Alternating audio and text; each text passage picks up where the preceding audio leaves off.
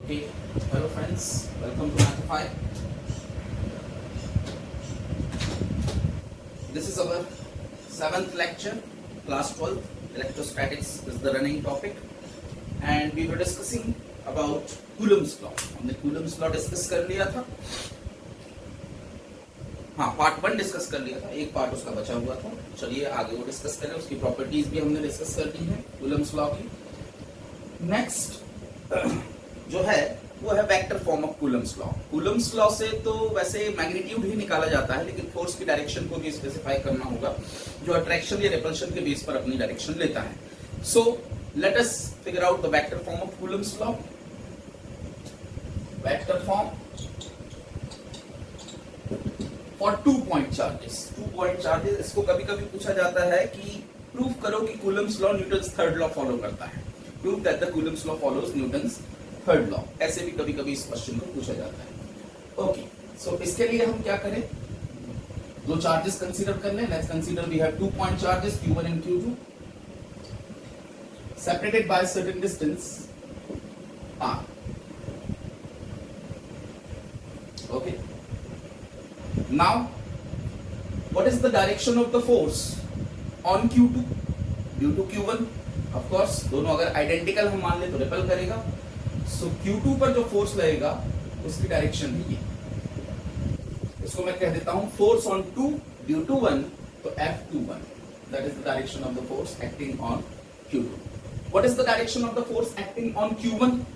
सो Q2 Q1 को repel करेगा, so that is the direction of force acting on 1 due to 2 in this direction. ठीक है. अब this that तो कह नहीं सकते, तो डायरेक्शंस को डिफाइन करना होगा. आपने 11th क्लास में पढ़ाई है कि डायरेक्शन को रिप्रेजेंट करता है कैप, टोपी. ठीक है. तो इस डायरेक्शन को Q1 से Q2 की तरफ जो डायरेक्शन है उसको मैं कह देता हूं R12 cap, Q1 to Q2. और उसी डायरेक्शन में आप देख सकते हैं F21 एक्ट कर रहा है इन दिस डायरेक्शन. और Q2 से Q1 की तरफ जो डायरेक्शन है उसको हम रिप्रेजेंट करते हैं Q2 टू Q1, तो 2 से 1 की तरफ, तो R21 कैप. तो R21 कैप की डायरेक्शन में सेकंड फोर्स एक्ट कर रहा है. नाउ मैग्नीट्यूड तो आप तो जानते हैं, what is the force on 1 due to 2. First charge में सेकंड चार्ज के कारण कितना फोर्स लगा? So it is 1/4 pi epsilon naught. अगर दोनों के बीच में एयर है medium, Q1 Q2 upon R square. ये तो हुआ मैग्नीट्यूड. और F12 की डायरेक्शन है R21 की डायरेक्शन में, तो R21 cap for equation 1. Now what is the force on 2 due to 1, second charge पे फर्स्ट चार्ज के कारण, तो इसका भी मैग्नीट्यूड वही है 1/4 पाई एप्सिलॉन नॉट. सीधी सी बात है, Q1 Q2 upon R square. इस पर भी उतना ही लगेगा, इस पर भी उतना ही लगेगा. Q1 Q2 upon R square, that is the magnitude of force. Both are same in magnitude, but in direction they are opposite. So F21 is directed in the direction of R1. Because you can see that, let's call it equation 2. Simple. As you can see, both the directions are opposite. Force is same in magnitude, but the directions are opposite. Here we know that R12 cap is negative of R21 cap. Negative का मतलब direction opposite है. तो ये जो statement है ये replace अगर हम करें इस बेस पर, अगर हम कंपैरिजन करें तो आपको मिलेगा कि F21 vector is equal to negative of F12 vector. यानी कैसे कंपेयर करें, तो भाई यहाँ पे R12 की जगह पर नेगेटिव ऑफ R21 प्लेस कर दीजिए, क्योंकि आपने इक्वल टू रखा ही है. तो आप देखेंगे कि दोनों के मैग्नीट्यूड तो सेम है, डायरेक्शंस अपोजिट हैं, तो माइनस साइन यहां रिप्रेजेंट कर रहा है, both are opposite in direction. और यही है Newton's third law. Every reaction has equal and opposite reaction. या हम इसी को कह सकते हैं F12 vector plus F21 vector is equal to 0, क्योंकि दोनों इंटरनल फोर्स है. अगर हम Q1 Q2 को सिस्टम माने, Q1 Q2 इस पूरे को सिस्टम माने, अब ये हो तो गया है, मेरे ख्याल से आपने नोट भी कर लिया होगा. तो ये हमारा वेक्टर फॉर्म, इस तरह से हम रिप्रेजेंट करते हैं वेक्टर में. और कंक्लूजन हमने निकाला कि भाई every action has equal and opposite reaction. अब मैं इस पर थोड़ा डिटेल में आ जाऊं, थोड़ा सा शॉर्ट में डिस्कशन कर लूं, सॉरी। तो अगर हम Q1 Q2 को सिस्टम माने तो इस सिस्टम पर कोई एक्सटर्नल फोर्स लगा नहीं लगा। Q1 ने Q2 पे लगाया, Q2 ने Q1, तो ये तो दोनों सिस्टम ने सिस्टम के ही पार्टिकल पर लगाया, तो ये तो Q1 ने Q2 पर जो लगाया वो इंटरनल फोर्स है, और Q2 ने Q1 पर भी जो लगाया वो इंटरनल फोर्स है। अगर दोनों को सिस्टम माने, अगर Q1 को सिस्टम माने तो फोर्स लगा है, अगर Q2 को सिस्टम माने तो फोर्स लगा है इस सिस्टम पर। लेकिन Q1 और Q2 पर ओवरऑल वो अगर हम सिस्टम माने तो उस पर कोई नेट फोर्स एक्ट नहीं किया है, इंटरनल फोर्सेस एक्ट करे हैं, और इसीलिए दोनों का सम 0 है कि दोनों इंटरनल फोर्सेस मिला के कोई एक्सटर्नल फोर्स को दे नहीं सकते, तो sum of the internal forces is 0। या आपने 11th क्लास में अगर समझ गए होंगे तो आप मेरी बात समझ गए। जो नहीं समझ पाते हैं ये सिस्टम वगैरह तो फिर तो बड़ा मुश्किल है, क्योंकि बिना सिस्टम चूज फोर्स से डील करने का पहला नियम ही है चूज द सिस्टम, उसके बाद ही आगे कहानी है। तो अगर आप नहीं समझ पाते हैं तो जब हम लॉज ऑफ मोशन की वीडियोस डालेंगे तो वो वीडियोस आप जरूर देख लेना, क्योंकि वो लंबा समझाना पड़ेगा। That is vector form of Coulomb's law, और टू शो और prove that Coulomb's law follow Newton's third law. Application क्या है इसकी? तो सीधा और सरल एप्लीकेशन है, हालांकि आपने 11th में पढ़ाई होगा ये एप्लीकेशन। अगर मैं कहूं ये 1 कूलम का है और ये 10 कूलम का है, लेट्स कंसीडर, और दोनों के बीच का कुछ सेपरेशन है 1 मीटर, ठीक है। एयर, अगर 1 कूलम ने 10 कूलम पर 1 न्यूटन का फोर्स लगाया, अट्रैक्टिव रिपल्सिव कुछ भी, तो 10 कूलम ने 1 कूलम पर कितना फोर्स लगाया? अब अगर आप कहते हैं 10 न्यूटन, क्योंकि ये 10 गुना ज्यादा ताकतवर है, 10 गुना ज्यादा चार्ज है, तो ये 10 गुना ज्यादा फोर्स लगाना चाहिए, ये जितना है उतना लगाना चाहिए, जितना है उसके हिसाब से लगाना चाहिए, तो आंसर है गलत। इसका मतलब आपने न्यूटन्स थर्ड लॉ नहीं समझा। Every action has equal and opposite reaction. इसने इस पर जितना फोर्स लगाया ये भी इस पर उतना ही फोर्स लगाएगा। अगर मैं सिंपल आपसे पूछूं इसने इस पर कितना फोर्स लगाया, 1 कूलम ने 10 कूलम पर कितना फोर्स लगाया, तो आप कहेंगे 1/4 pi epsilon naught Q1 Q2 upon R square, और 10 ने 1 पर कितना लगाया, तो फिर आपको 1/4 pi epsilon naught Q1 Q2 upon R square. दोनों ने एक दूसरे पर कितना लगाया, तो उतना ही लगाया। तो ऐसे बोलो, वैसे बोलो, या कैसे बोलो, ठीक है।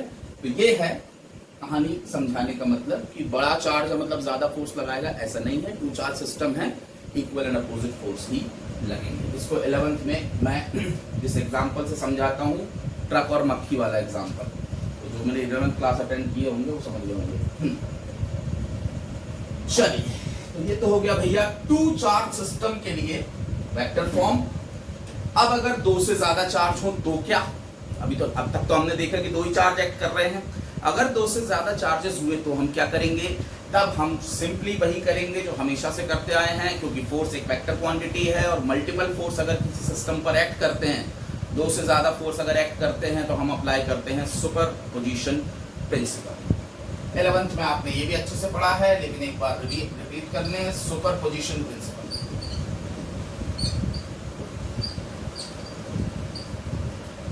What is superposition principal? मान लीजिए एक पॉइंट चार्ज है, यहां ले लेता हूं।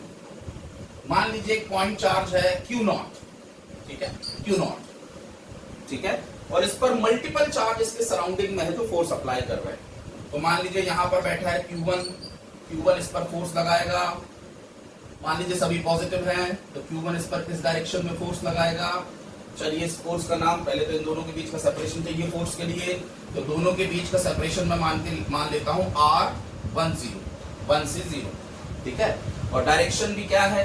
डायरेक्शन भी डिफाइन करना पड़ेगा, वेक्टर लेना है। तो डायरेक्शन, अच्छा पहले फोर्स लिख लेते हैं। Force on 0 due to 1, 0, 1, that is the direction of force. ये कौन सी डायरेक्शन है? Q1 से Q0 की तरफ की डायरेक्शन है। तो इसको डायरेक्शन को डिफाइन कर दें, कैप लगा के, R1 से 0 की तरफ, तो F01 R कैप 10 की तरफ डायरेक्टेड है। सिमिलरली मान लीजिए कोई दूसरा चार्ज Q2 यहाँ बैठा हुआ है, पॉइंट चार्ज, ये भी इस पर फोर्स लगाएगा। फोर्स की डायरेक्शन ये होगी, फोर्स की value, force on 0 due to Q 2 is F02 और इन दोनों के बीच का सेपरेशन मान लेते हैं R20 है, 2 से 0 की तरफ, और डायरेक्शन ये है, यही फोर्स की डायरेक्शन भी होगी, तो R 2 से 0 की तरफ 20 है, ये हुई डायरेक्शन। इसी तरह से n चार्ज सिस्टम है तो सीधे nth चार्ज में ले लेता हूं। मान लीजिए यहाँ पर Qn बैठा हुआ है, ऐसे मल्टीपल जितने भी चार्ज होंगे सब बना तो नहीं सकते, इतना कौन चकल्लस करेगा। रियल में भी आपको नहीं बनाना है, एग्जाम में भी अगर आता है, वैसे तो आता नहीं है एग्जाम में, लेकिन आ गया, ठीक।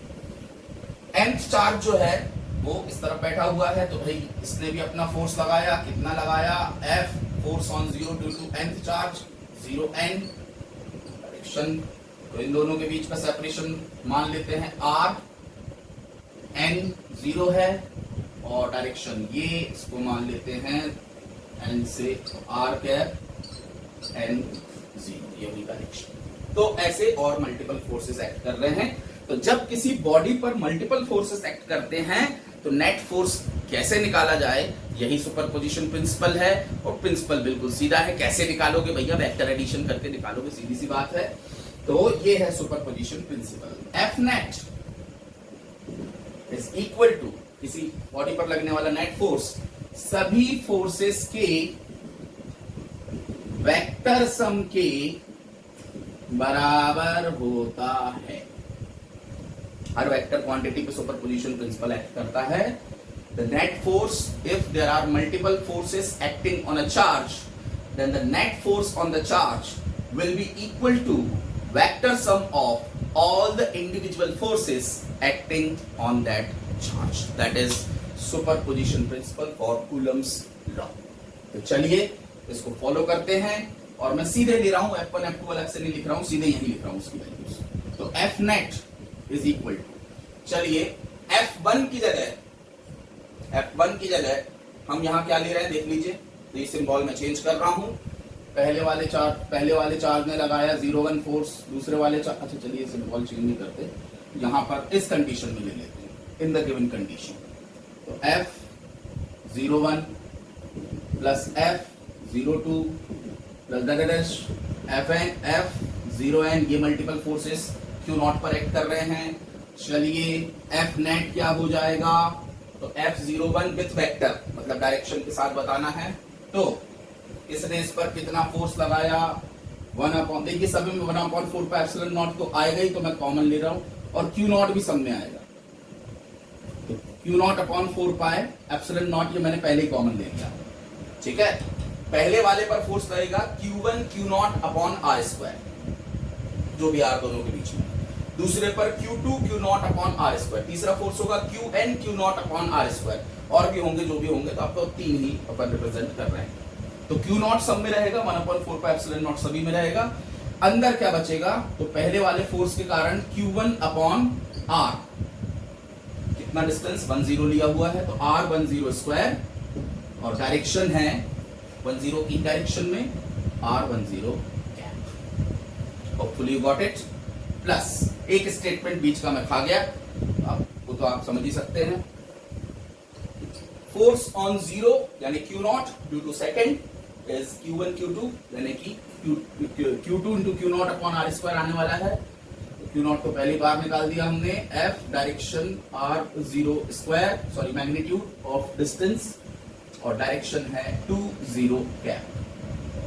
Dash similarly force on Q0 due to Qn is of course Qn/Rn0 square into Rn0 cap। तो ये सभी फोर्सेस का वेक्टर सम, ध्यान रहे वेक्टर सम, ऐसा नहीं कि उठाती जोड़ दिए सबको, सीधी सी बात है, आप जानते ही हैं। ये वैसे तो आ गया आपका आंसर, यही है सुपरपोजिशन प्रिंसिपल, यही उसके अकॉर्डिंग फॉर्मूला है। लेकिन इतना लंबा लिखने की जगह उसको समराइज कर देते हैं समीशन का सिंबल लगाकर। तो चलिए समीशन का सिंबल लगा के समराइज करें। तो Q0/4 पाई एप्सिलॉन नॉट तो सभी में कॉमन है, तो कोई इश्यू नहीं है। और यहां लगा देते हैं summation I is equal to 1 to n। I की वैल्यू 1 से n ले ली, क्योंकि हमारे पास चार्जेस 1 से n तक है, Q1 Q2 Q3 up to n, है ना। हाँ भाई देख लीजिए, इसको स्टेटमेंट को देख लीजिए। तो Q1 यानी QI upon R I0 square R I0 क्या, थोड़ा सा नीचे लिख देता हूं, यहाँ लिख देता हूं, F net is equal to, चल रहा है हाँ, F net is equal to Q not upon 4 pi epsilon not, ये तो सभी में कॉमन, समेशन लिया I is equal to 1 to n, statement को देखा और लगा दिया अपना I, QI upon R I0 R I0 can. ये है भाई साहब आपका net force according to superposition principle. देख लीजिए समेशन, समेशन का मतलब ऐड करते जाएं, I की वैल्यू रखते जाएं, ऐड करते जाएं। पहला I की वैल्यू 1, तो Q1 upon R10 cap, plus दूसरी I की वैल्यू 2, तो Q2 upon R20 cap, plus up to n, यही रिपीट होगा। So that is superposition principle. ऐसा एक्सेस सिस्टम वगैरह बनाने की कोई जरूरत नहीं है, उसका कोई रिक्वायरमेंट नहीं होती। कई बुक्स में दिया है 3 डायमेंशनल एक्सेस सिस्टम, पर उसकी कोई जरूरत नहीं। So hope you got it. Simple vector addition करना है। एक्चुअली 12th में तो ये क्या एक बस देख रहे हैं, 11th में आपने इसको पहले ही कई बार देख चुका है। और ऐसा नहीं है कि ये सिर्फ सुपरपोजिशन प्रिंसिपल सिर्फ फोर्सेस पर एप्लीकेबल है, दुनिया में जितनी भी वेक्टर क्वांटिटीज है सभी पर एप्लीकेबल है। सीधी सी बात है, जब 2 या 2 से ज्यादा वेक्टर क्वांटिटीज साइमल्टेनियसली होती है तो नेट जो होता है उसका वो सभी के वेक्टर सम के बराबर हो, चाहे मल्टीपल वेलोसिटीज हो, मल्टीपल डिस्प्लेसमेंट्स हो, मल्टीपल फोर्सेस हो, मल्टीपल टॉर्क्स हो, कोई भी मल्टीपल हो, तो भाई उसका नेट जो है वो आप ऑफकोर्स सुपरपोजिशन प्रिंसिपल से निकालेंगे, यानी वेक्टर सम सभी का होगा। ठीक है, तो ये हो गया भाई साहब सुपरपोजिशन प्रिंसिपल। न्यूमेरिकल सम अलग से एक लेक्चर, अगला लेक्चर न्यूमेरिकल्स का रखेंगे, इसलिए मैं अभी न्यूमेरिकल्स डिस्कस नहीं कर रहा हूं उसमें। नेक्स्ट टॉपिक, अभी तक हमने देखा पॉइंट चार्ज, तो पॉइंट चार्ज का काम हो गया खत्म। 2 पॉइंट चार्ज के कारण भी देख लिया, मल्टीपल पॉइंट चार्ज सिस्टम के कारण क्या होगा वो भी हमने देख लिया। अब हम आ जाते हैं चार्ज डिस्ट्रीब्यूशन पर, कि अगर बात मान लीजिए charge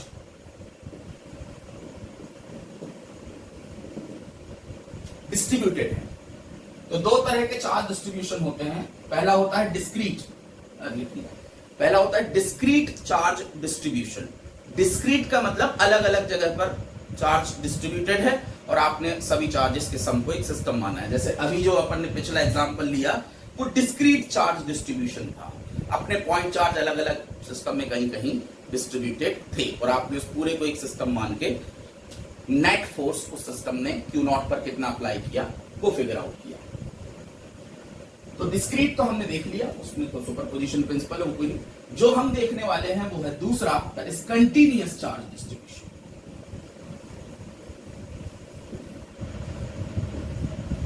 continuous charge distribution, charge ऐसे रैंडमली कहीं पॉइंट चार्ज के फॉर्म में बिखरे ना होकर कंटीन्यूअसली किसी एक पर्टिकुलर शेप में अरेंज्ड हो। तो शेप कितने टाइप के हो सकते हैं? 3 डायमेंशनल शेप हो सकते हैं, या तो 1 dimensional length, 2 dimensional surface area और 3 डायमेंशनल वॉल्यूम। तो हो सकता है चार्ज लीनियरली डिस्ट्रीब्यूटेड हो अलोंग द लाइन, हो सकता है पूरे सरफेस पर डिस्ट्रीब्यूटेड हो अलोंग द सरफेस, या हो सकता है पूरे वॉल्यूम पर डिस्ट्रीब्यूटेड हो। एक बात मैं यहां बता दूं, अगर पूरे वॉल्यूम पर डिस्ट्रीब्यूटेड है तो वो कंडक्टर नहीं है। मान लीजिए आपने एक स्फीयर लिया और ये स्फीयर पर चार्ज दिया और चार्ज पूरे वॉल्यूम पर डिस्ट्रीब्यूटेड है सरफेस के साथ ही साथ यूनिफॉर्मली हर जगह, तो 100% श्योर ये कंडक्टर नहीं है। क्यों नहीं है भाई साहब? क्योंकि कंडक्टर में चार्ज अंदर रिसाइड ही नहीं कर सकते, अंदर दोगे भी तो रिपेल होके बाहर आ जाएंगे पूरे के पूरे चार्ज और सिर्फ सरफेस पर ही डिस्ट्रीब्यूट होंगे। तो एक कहानी रिवाइज करवा दी मैंने आपको कि भैया अगर वॉल्यूम में डिस्ट्रीब्यूटेड है तो वो डेफिनेटली इंसुलेटर है, डाइलेक्ट्रिक है, वो कंडक्टर हो ही नहीं सकता। हाँ, सरफेस पर डिस्ट्रीब्यूटेड है तो फिर पता नहीं सकते कि कंडक्टर है या इंसुलेटर है, वो तो फिर कैसे आपने चार्ज किया है उस पर डिपेंड करता है। तो ये है कंटीन्यूअस चार्ज डिस्ट्रीब्यूशन। इसमें भी सीधी सीधी बात है, लीनियर डिस्ट्रीब्यूशन हुआ कंटिन्यूअस चार्ज डिस्ट्रीब्यूशन के 3 पार्ट। पहला लीनियर चार्ज डिस्ट्रीब्यूशन, ठीक है, अलोंग द लाइन अगर चार्ज डिस्ट्रीब्यूटेड है यूनिफॉर्मली या नॉन यूनिफॉर्मली, दोनों पर एप्लीकेबल है। जैसे मान लीजिए इस तरह की एक रॉड है और इस पर चार्ज डिस्ट्रीब्यूटेड है इस तरह से, ठीक है। तो ये हो गया continuous charge distribution, linear charge distribution. Linear charge distribution होता है, इसका सिंबल है लैम्डा और इसका डेफिनेशन है charge per unit length, sorry no, linear charge distribution में लीनियर चार्ज डेंसिटी। जब चार्ज लीनियरली डिस्ट्रीब्यूटेड हो तो जो टर्म हमें पता होना चाहिए वो है लीनियर चार्ज डेंसिटी। अभी तो मैंने टाइप ऑफ डिस्ट्रीब्यूशन आपको बताए, linear charge, surface charge distribution और वॉल्यूम चार्ज डिस्ट्रीब्यूशन। अब उसके बेस पर 3 डेफिनेशंस डिफाइन की गई है, linear charge density, surface charge density और वॉल्यूम चार्ज डेंसिटी। अब हम उसी को देख रहे हैं, उसी का फॉर्मूला देख रहे हैं। डेंसिटी मतलब आप समझते ही हैं, how closely the charges are distributed. तो अलोंग द लेंथ है तो लीनियर चार्ज डेंसिटी, फॉर्मूला इसका डेफिनेशन है, डेफिनेशन मैं यही लिख दे रहा हूं, total charge upon total length, सीधे charge upon length, charge per unit length, यही इसकी डेफिनेशन। What is linear charge density? Charge per unit length for a linear charge distribution is called linear charge density, यानी Q by L। अगर total Q charge distributed है और L length की rod है तो Q by L charge per unit length, unit length में कितना charge है दैट इज, या फिर PQ by DL भी से कहते हैं। अगर जरूरत पड़े तो आप BQ by DL भी कह सकते हैं, Q by L भी, जैसी आपकी। इसका मतलब क्या हुआ? इसका मतलब हुआ dq is equal to lambda into D या q is equal to lambda into L. अगर आपको टोटल चार्ज पता करना है कि भाई मान लीजिए एल लेंथ की रॉड है, उसकी लीनियर चार्ज डेंसिटी लैम्डा है, तो सीधी सी लीनियर चार्ज डेंसिटी का मतलब समझ ले, अपने आपको समझाने, चार्ज पर यूनिट लेंथ। यानी अगर मैं कहूं कि इस रॉड के 1 सेंटीमीटर में 2 कूलम का चार्ज है, 1 सेंटीमीटर में 2 कूलम का चार्ज है, तो मैं आपको बता रहा हूं linear charge density, charge per unit length. 1 centimetre में 2 कूलम है तो बताइए 5 सेंटीमीटर में कितना होगा? तो सीधी सी बात है 2 into 5।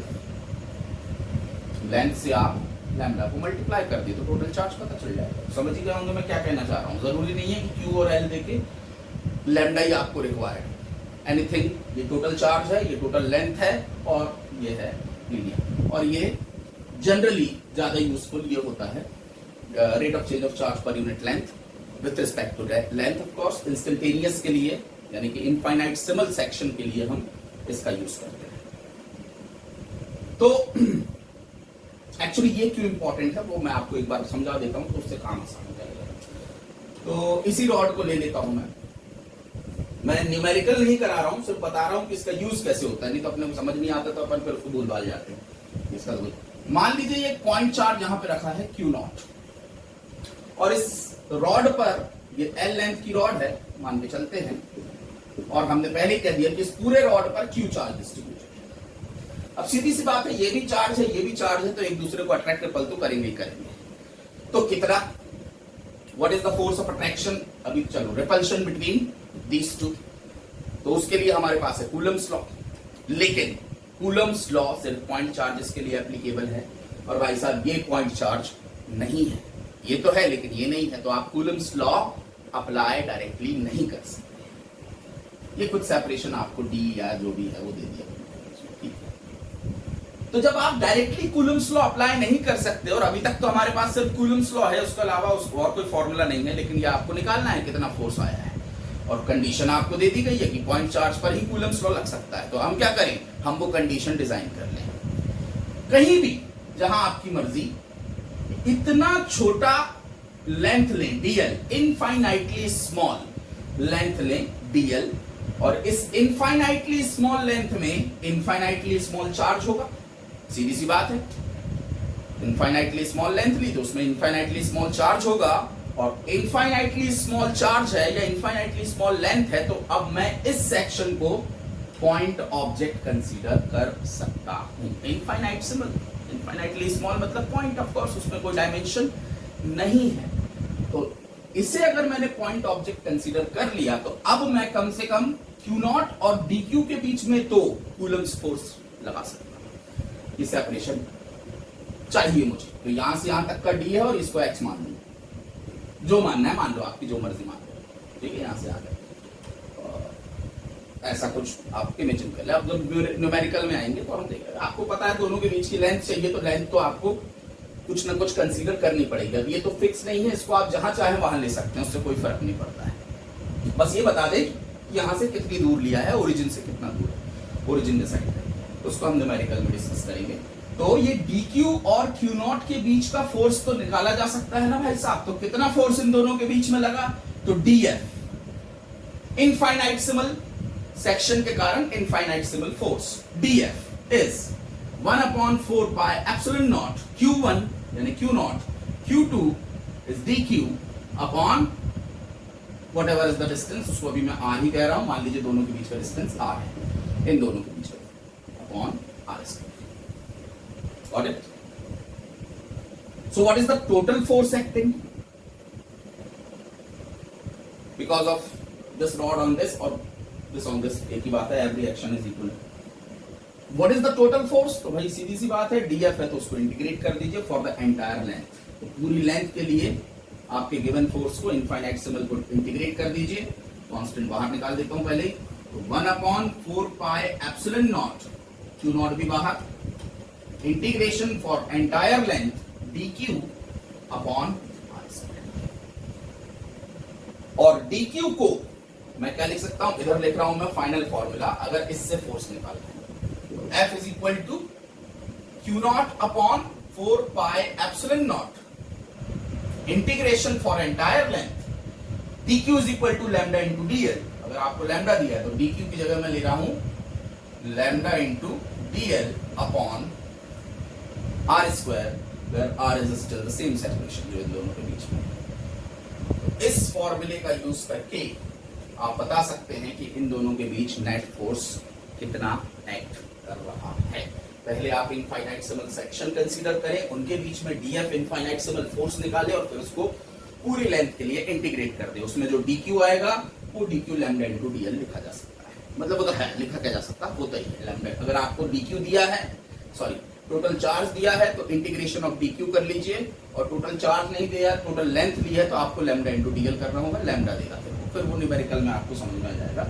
मैक्सिमम बातें तो वहीं समझ में आएगी। ये मैंने सिर्फ आपको इसलिए बताया कि ये DQ का इंपॉर्टेंस क्या है और क्या इसका यूज है, लीनियर चार्ज डेंसिटी का यूज क्या है। जब चार्ज डिस्ट्रीब्यूशन कंटिन्यूअस होता है तो हम करते क्या है, तो हम ये करते हैं। तो डायरेक्ट ये स्टेटमेंट लिखने की जगह उसका रीजन आपको समझा दिया, बाकी यूज हम इसका प्रॉपर जो है वो करेंगे न्यूमेरिकल्स में। वहां आपको सब कुछ, अगर कुछ यहाँ पे पल्ले नहीं भी पड़ा होगा तो वहां तो सब कुछ पल्ले पड़ ही जाएगा 100%। तो अब मैं सीधे सीधे स्टेटमेंट्स लिखूंगा। Number 1, when the charge is linearly distributed we find linear charge density. तो मैं LCD लिख रहा हूं इसको, आप इसको LCD नहीं लिखेंगे, आप इसको लीनियर चार्ज डेंसिटी ही लिखेंगे। That is represented by lambda, that is total charge upon total length of the rod, that is DQ by DL. This implies DQ is equal to lambda DL, and the net force because of linear charge density on a point charge is Q0 upon 4 pi epsilon naught integration for entire length lambda DL upon R²। ये हो गया section 1। Second, of course surface charge distribution के कारण होगी surface charge density. उसको मैं लिख रहा हूं SCD, surface charge density represent, surface charge density. अगर चार्ज पूरे सरफेस पे डिस्ट्रीब्यूटेड है यूनिफॉर्मली या नॉन यूनिफॉर्मली, वैसे तो यूनिफॉर्मली ही रहता है जनरली, चार्ज डिस्ट्रीब्यूट यूनिफॉर्मली ही होता है इन जनरल। तो अगर यूनिफॉर्मली डिस्ट्रीब्यूटेड है या नॉन, जो भी है, सरफेस चार्ज डेंसिटी निकालते हैं फिर हम। तो सरफेस चार्ज डेंसिटी होती है सिग्मा से, इसका रिप्रेजेंटेशन किया जाता है, और that is of course charge per unit area. Charge per unit area, total charge upon total area, या इसको लिख सकते हैं dq बाई dA। कुछ लोग a को s से रिप्रेजेंट करते हैं, सरफेस s, तो a हो या वो भी हो, उससे फर्क नहीं पड़ता। इसका मतलब dq is equal to sigma into dA। dq आपको मिल जाएगा, dq की वैल्यू क्या है, अगर नहीं दी है तो एरिया वगैरह दिया, वैसे तो सिग्मा तो देगा ही। हाँ, और टोटल फोर्स, अगर सरफेस चार्ज डिस्ट्रीब्यूशन और एक पॉइंट चार्ज Q नॉट के बीच का फोर्स हमें निकालना है, इमेजिन कर लें कुछ इस तरह से, ये मान लीजिए है, ये चार्ज डिस्ट्रीब्यूटेड है इसमें, और इस पॉइंट चार्ज Q नॉट पर अगर हमें इस सिस्टम के कारण फोर्स निकालना है तो हम कैसे निकालेंगे, तो Q not upon 4 pi epsilon not, वही पुरानी कहानी है, dq लिया, dq से यहाँ की डिस्टेंस r है मान के चलते हैं, कहीं पर भी dq कमी कंसीडर कर लो। सबसे पहले एक इनफाइनाइटेसिमल एरिया लो dA, उस dA में कितना चार्ज, तो dq, फिर dq और q नॉट के बीच का सेपरेशन मान लो r है, अगर तो ऑफ कोर्स इन दोनों के बीच में आप कूलम्स लॉ लगा सकते हैं, तो q not dq upon r square, ये हो गया df, और फिर इसको इंटीग्रेट कर दो पूरे एरिया के लिए। तो पूरे एरिया के लिए इंटीग्रेट करेंगे तो क्या मिलने वाला है हमें, dq अपॉन r स्क्वायर, लेकिन dq को लिख रहा हूं मैं sigma into dA upon, okay got it, ठीक है। और तीसरा होता है, अब इसको तो मिटाना ही पड़ेगा, तीसरा, अच्छा ये फिगर भी आप रख ले साथ में, फिगर भी बना लेना साथ में, क्यों, क्योंकि ये r क्या है वो फिगर से समझ में आएगा। r dq और q नॉट के बीच का सेपरेशन माना गया है, ये फिगर से ही समझ में आएगा। यहां पर भी एक फिगर कहीं बना लें कि भाई लीनियरली चार्ज डिस्ट्रीब्यूट कर दे अलोंग अ लाइन इस तरह से, और यहां पर एक Q नॉट बना ले कि दूसरा जो चार्ज है वो Q नॉट है, तो वो भी पता चल जाता है कि Q नॉट के कारण, रॉड के कारण Q नॉट पर, या Q नॉट के कारण रॉड पर फोर्स निकाला जा रहा है, और इस पर एक dq, dl लेंथ इमेजिन कर लीजिए, और dl लेंथ पर dq चार्ज है मान के चलें, और ये जो सेपरेशन है इसको हमने माना है r, वो समझ में आ जाता है dq और q नॉट के बीच का force dq q not upon r square, और dq की वैल्यू लैम्डा इनटू dl, इसी तरह से सेम यहां पर। और तीसरा है ऑफ कोर्स वॉल्यूम, पूरे वॉल्यूम पर अगर चार्ज डिस्ट्रीब्यूटेड हो तो उसे कहेंगे वॉल्यूम चार्ज डिस्ट्रीब्यूशन, और उसके कारण जो डेंसिटी होगी उसे कहेंगे वॉल्यूम चार्ज डेंसिटी। तीसरे नंबर का केस वॉल्यूम चार्ज डेंसिटी, आप इसको शॉर्ट पे ना लिखेंगे तो समझ में नहीं आएगा क्या लिखा है, बस याद रहे तो फिर शॉर्ट पे लिखे, सीधी सी बात है। वॉल्यूम चार्ज डेंसिटी को रिप्रेजेंट करते हैं रो से, that is of course charge per unit volume, total charge upon total volume, या dq अपॉन dt भी हम कह सकते हैं, rate of change of charge with respect to volume. और इसके हिसाब से dq की वैल्यू क्या हो गई, रो इंटू dt, तो dq की वैल्यू आप यहां से निकाल सकते हैं। अब एक कोई भी वॉल्यूम कंसीडर कर लें, एक कोई वॉल्यूम ले लें जैसी आपकी मर्जी, और इस तरह से क्यूबॉइड ले लें या स्फीयर ले लें, जो भी जो मर्जी ले लो, जो एक वॉल्यूम ले लिया। इस वॉल्यूम पर सबसे पहले आपको वही पुरानी dq लेना होगा, तो मान लीजिए मैंने एक स्मॉल सेक्शन कंसीडर किया, ये वॉल्यूमेट्रिक सेक्शन है, एरिया नहीं है, वॉल्यूम है पूरा, इसको मैं कह रहा हूं dv, और dv वॉल्यूम में मैं मान के चलता हूं dq चार्ज, सबसे पहले तो वही, क्योंकि कूलम्स लॉ लगाना है। और यहां से यहां पर एक पॉइंट चार्ज है मान लीजिए Q नॉट, इन दोनों के बीच का हमें फोर्स निकालना है, तो पहले dq कंसीडर किया, dv वॉल्यूम में इन दोनों के बीच का सेपरेशन मान लिया r है, और अब नेट फोर्स सीधे इंटीग्रेशन करके जो हम निकालेंगे वो होगा Q not upon 4 pi epsilon not integration for entire volume dq यानी हो गया यहां पर कितना, rho into dv upon r square. ये सब सिर्फ सिंबॉलिक हैं, यूज तो असल में जब न्यूमेरिकल करोगे तभी होगा, लेकिन एक सिंबॉलिक रिप्रेजेंटेशन कहने का मतलब ये एग्जाम में सीधे नहीं आता है, लेकिन बस बताना चाह रहा है, बुक में दिया है कि भाई अगर मान लीजिए चार्ज डिस्ट्रीब्यूटेड हो कंटिन्यूअसली, डिस्क्रीट डिस्ट्रीब्यूशन के लिए तो सुपरपोजिशन प्रिंसिपल लगा दो, हो जाएगा काम। कंटिन्यूअसली अगर डिस्ट्रीब्यूटेड हो तो फिर आप कौन सी प्रोसेस फॉलो करें कि भाई कैसे निकाले कूलम्स लॉ लगा के, वही बताया गया है, तो उसी को रिप्रेजेंट किया गया है। पूछ ले तो राम जाने, वैसे तो मुश्किल है। न्यूमेरिकल जरूर इसका पूछ सकता है और वो हायर ऑर्डर न्यूमेरिकल माना जाता है, हालांकि होता नहीं है हायर ऑर्डर।